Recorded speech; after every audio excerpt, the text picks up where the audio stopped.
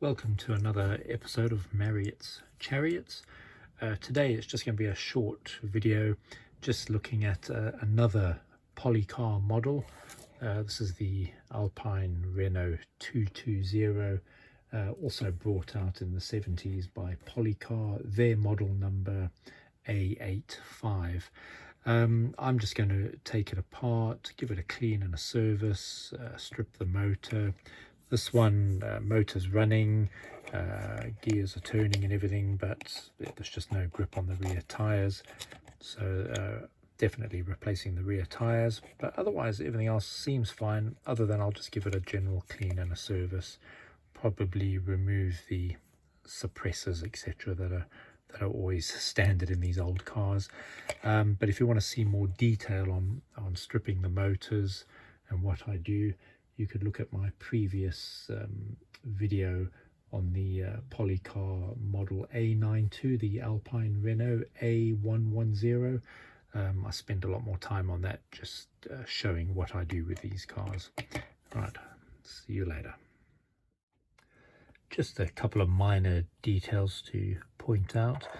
I noticed when taking the brushes out of the channels that one of the channels, if I can get this on the camera properly. Right, so these channels that the brushes go in on either side, the carbon brushes sit in there, but one of them was actually sitting off center, so I've straightened it up. I mean, they're quite a tight fit, but I just managed to put a screwdriver that fits in snugly and just wiggle about until they're sitting perpendicular to each other or in line with each other. Yeah, so one of them was sitting off center. So of course I don't know if I can point it out, but these are the little carbon brushes. One looked like it was wearing nice and evenly, a nice curve as it would push against the commutator. The other one, I don't know if you can see, but it's not as even a wear, so I think it was not sitting directly opposite.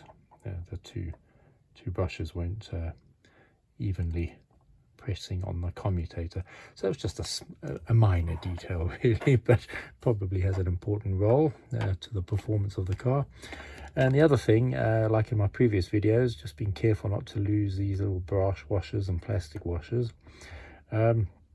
I noticed whilst I was cleaning up the commutator with a bit of rubbing alcohol that this bit of plastic, I don't know if you can see it, is where the plastic washer gets punched, it's punched out for the shaft to go in.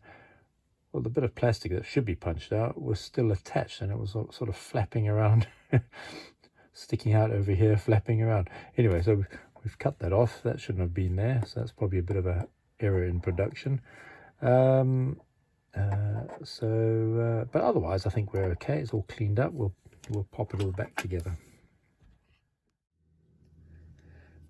Chassis is all assembled now. I've just where I soldered the wires, I taped them up, and then I've taped them down to the chassis so they don't stick up over the motor.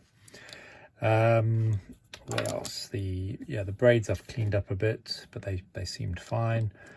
I didn't have any rear tyres for this particular model, so I'm going to have to order some from our friends at Top Toys Italy. I'll order up some more tyres for this guy, and I'll use the same tyres that I used on a previous car that I've done. So these same tyres is what I'm going to order, because that's the same rims or wheels that we've got on this car.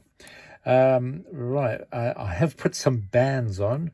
I should actually run a competition and ask who knows what those bands are.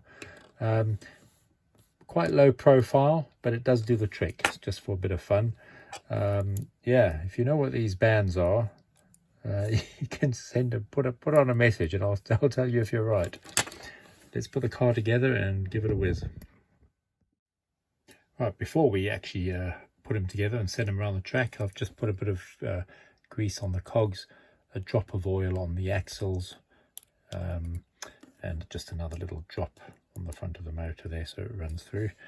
What I might do on the body is, although it's cleaned up and it's all fine, I'll probably replace these stickers. I think I don't know if I like them at those funny angles, and that just needs securing as well. Anyway, we'll do that, pop the car together, and then send it around the track.